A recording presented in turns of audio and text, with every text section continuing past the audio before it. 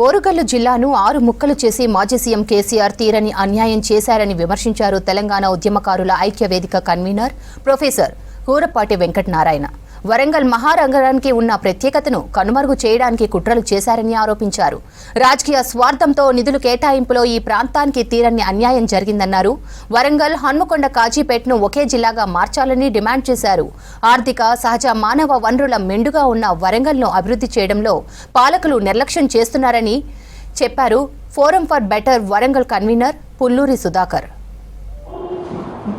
శ్రమ చేసి త్యాగాలు చేసి దశాబ్దాల కొద్దీ ఉద్యమాలు చేసి తెలంగాణ వస్తే వరంగల్ మహానగరం హైదరాబాద్కు ధీటుగా ఎదుగుతుందనేటువంటి ఆశతోటి వరంగల్ ఉమ్మడి ప్రజలంతా అన్ని సబ్బండ వర్గాలు, ప్రొఫెషనల్ ఆర్గనైజేషన్స్, కార్మిక, కర్షక, మహిళా సంఘాలన్నీ కూడా కలిసి పనిచేస్తే వచ్చిన తెలంగాణలో వరంగల్ జిల్లా తెరలైపోయింది.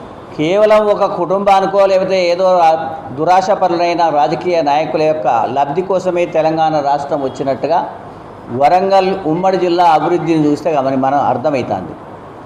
కాబట్టి ఇప్పుడు అసలు మనం అందరం కూడా ఏ ప్రజలకైతే తెలంగాణ వచ్చిన తర్వాత వరంగల్ అభివృద్ధి చెంది దాని అభివృద్ధి ఫలాలు సబ్బండ జాతికి దక్కాలనేటువంటి లక్ష్యంతో చేసినాం. కానీ పిచ్చి బట్టి రాజకీయ నాయకులకు లబ్ధి అయ్యే విధంగా చేయాలని ఎవరికి లేదు.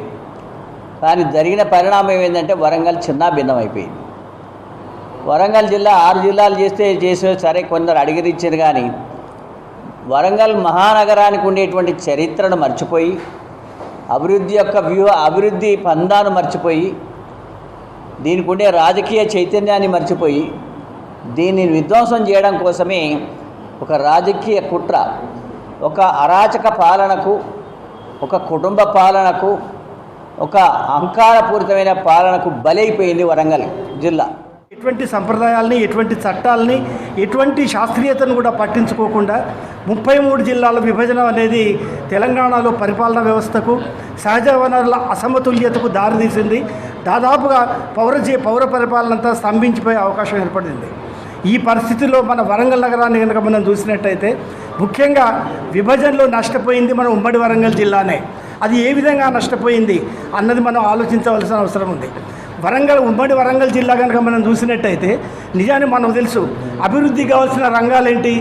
అభివృద్ధి కావాల్సిన రంగాలు వ్యవసాయం, పరిశ్రమలు, పర్యాటకం, సేవారంగం, ఆతిథ్యం, హౌసింగ్, లాజిస్టిక్స్, ఇన్ని రకాల రంగాల అభివృద్ధి.